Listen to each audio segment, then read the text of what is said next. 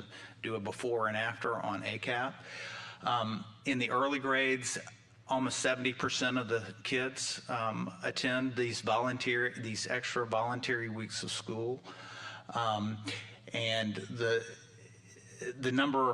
percentage, about 20% of the third graders, for instance, 14% of the third graders attended all 3 intercessions, and at least about 70% attended at least one. The percentage of students attending falls off somewhat, but still by the end of even in middle school, over half the students are getting at least one intercession exposure. These charts are too complicated really for y'all to understand, but keep your eye on the green. The green are higher test scores, and they are also those students who attended intercession more. So the students who attended intercession 3 times are in green, 3 times during the year, and this is comparing their scores in 2023 to 2024.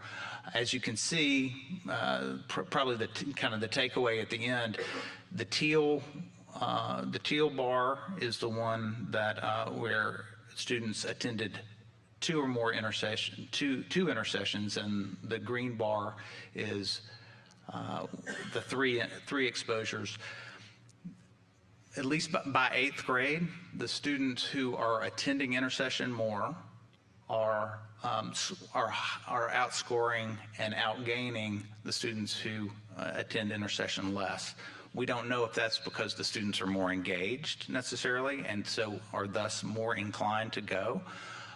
But it does show that more school seems to produce better results academically. That was math, ELA, we found the same pattern. In most every case, you can see the green again is the score gains for the 3 exposure students, particularly in those early grades. I'm going to just skip to this one. It's not, in those early grades, it's not necessarily the highest achieving students who are coming the most. In those early grades in particular, the average student started out with a lower score than the other students, but made higher gains than the students who weren't attending. And so, again, it's hard to measure academic impact in such a where so many factors are going on, but it does seem that more exposure to school is producing better results. Thank you. And so with this data, we've been able to really galvanize momentum of our staff and our parents and our Adjust your microphone, please, okay? Yes. Adjust your microphone down. Oh, I'm sorry, because I'm short like my friend over here. Yeah, so we've been able to get more and more people to buy into the idea of intercession and to really support it. And so even with that, we've been in the paper. I know everyone has seen Birmingham City. Our academic gains are impressive. I mean, of course, our data is not where we want it to be, but just as you can see, there has been great achievement. Now, with the Alabama Literacy Act, that is so impactful that our third graders, our initial scores, we had 81% of our students scoring sufficient on the ACAP. And then by the end of last summer, we had 86%. That was over 700 students that were able to make that cut score. And then we decreased the number of schools. Last year, we had 15 schools on the Alabama report card that received a score of an F. This year, we have 7. Our goal this year to have none. And then we increased the number of A's and B's by school. And then finally, our school district was featured in the New York Times because they were looking at our achievement in math scores. So I'm like my partner, Tom. I don't believe that, I believe that there are many factors. We did a lot. We did a lot of intervention. We did a lot of intervention. We had a lot of partner programs. But we do believe that there has to be a relationship to the more school. school and their academic growth, because the students who are attending are receiving intensive instruction. And if they attend 3 intersessions, it's almost 20 to 25, 30 days more in school than their counterparts. And I do want to acknowledge my colleague who came and made the trip with me. Her name is Dr. Alicia Washington. She's the Executive Director of Curriculum and Instruction. Well, thank you for being here today. I want to mention that I happened to be at one of the schools doing intercession when the New York Times crowd was there taking pictures and following around. And I went to the classrooms. I've shared this with Representative Collins, and she laughed at me when I said this, but we've been talking about the science of reading and all of that, and I understand it, or I've been advocating for it. I was in a classroom watching them teach these kids to read, and I actually saw the science behind it. I actually understood it. The light bulb went off just watching and seeing the connection. So it's very impressive. And again, thank you for your work and your diligence. And we've talked about the current school calendar, and it's just there's a lot of social reasons that make sense to have kids more engaged, but also in the world we're in today, I think the more learning we can do, the better. And so there's a balance there. But I was very impressed with what they've done, and congratulations on improving your scores, and good luck as you continue. Well, thank you. Thank you. Thank you. Last, we have presenter Ms. Kelly East, who's the Vice President for Educational Outreach for Hudson Alpha. Welcome. Thank you, Chairman Garrett and committee. Thank you for the opportunity to be here, and it's been a real pleasure sitting in the audience through the previous presenters and hear the amazing work that's happening across the state to make a difference for our students, our teachers, and our communities, and we're proud to be one other piece of that that's going on.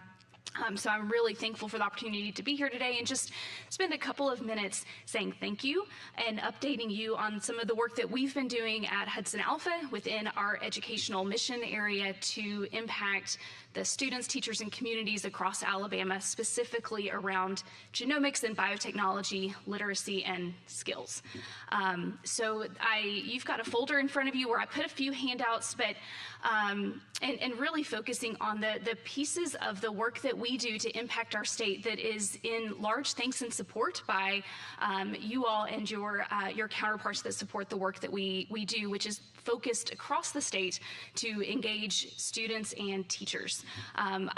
It's always fun for me to put the materials together because I get to do some deep dives into the data and really calculate up some of the impact.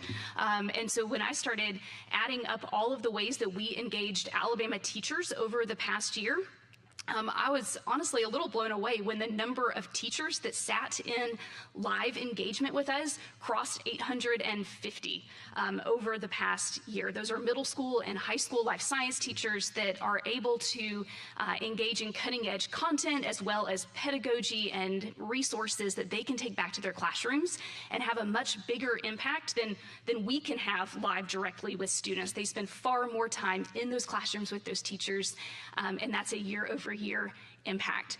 So just last year, we provided more than 350 total hours of live instruction to our Alabama teachers.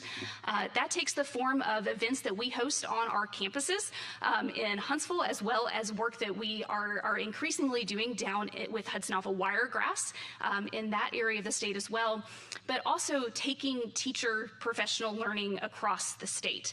So in the second page in the folder, there is a map of the state of Alabama that shows over the past 2 years all of the different locations across the state where we had our professional educators teaching the professional educators of the state of Alabama. And for us, this is really important that across the state, teachers know that they can count on us, that we're going to show up for them, and we're going to show up for them near their backyard, that on a recurring every 2-year basis, that we will be within driving distance of all of our life science teachers where they can come to a day of cutting edge content and take resources back to their classrooms.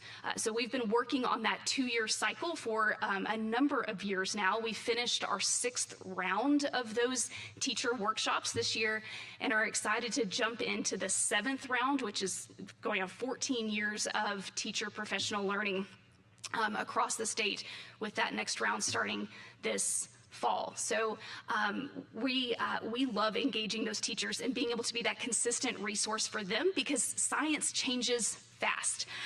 And so for us, seeing them once is not enough. We want to see them constantly and be that resource for them and providing resources for them to take back to their classroom. So that we are able to have a huge impact across the state that way, but we also love having students face-to-face with us in our teaching labs. So we've got a thriving field trip program at the middle school and high school level where student cohorts come to Hudson Alpha and they get to take on the role of the scientist in an authentic laboratory and lab coats. So we consistently every year see 70 or more classes come through our doors on our Huntsville campus in our teaching labs. I'm really excited to tell you, though, that that's also about to be happening down in the Wiregrass part of the state as well. When the Wiregrass Innovation Center opens next spring, we will also have a field trip program operating down there, which will reach a huge portion of the state that are much less likely to be able to get to Huntsville for that really cutting-edge innovative field trip experience.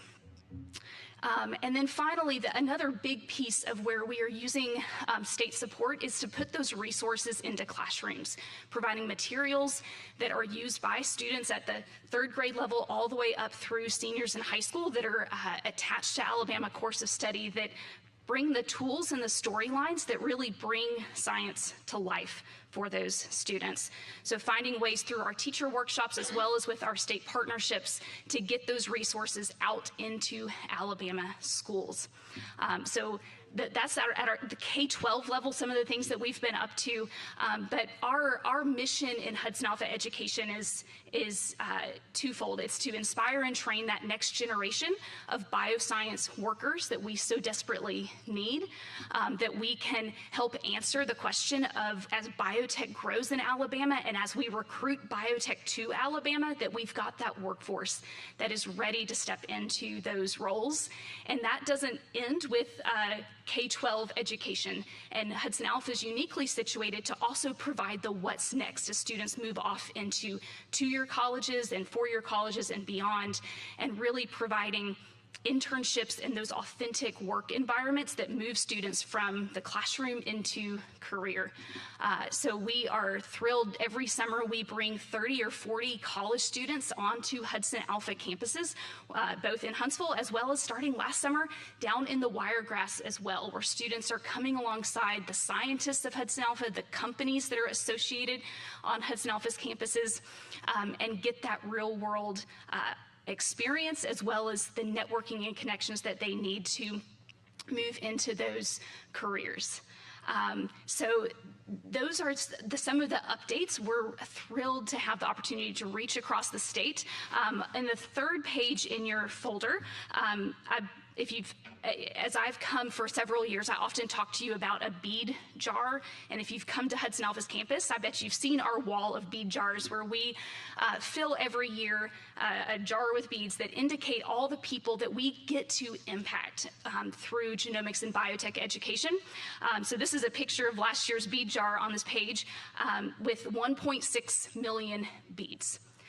Many of those beads are Alabama beads. Those are our students, those are our teachers. The really big beads at the top of the jar are the ones where we've invested heavily into, that we get to spend a lot of time with. But there's also a lot of small beads too, that are individuals that are engaging with us in smaller ways, that are watching videos, reading websites. And my team, I give all the credit in the creative ways to make small impacts and really large ones across Alabama, across the country, and across the globe, where for us, our commitment and investment is to our state and to our students and our teachers and our communities.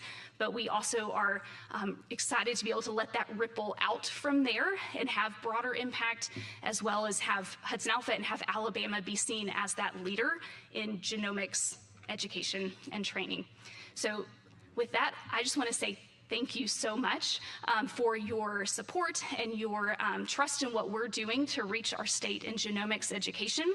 And I'm happy to answer questions, and we're happy to be a resource for you all throughout the year as you confront genetics and genomics and biotechnology that we're here.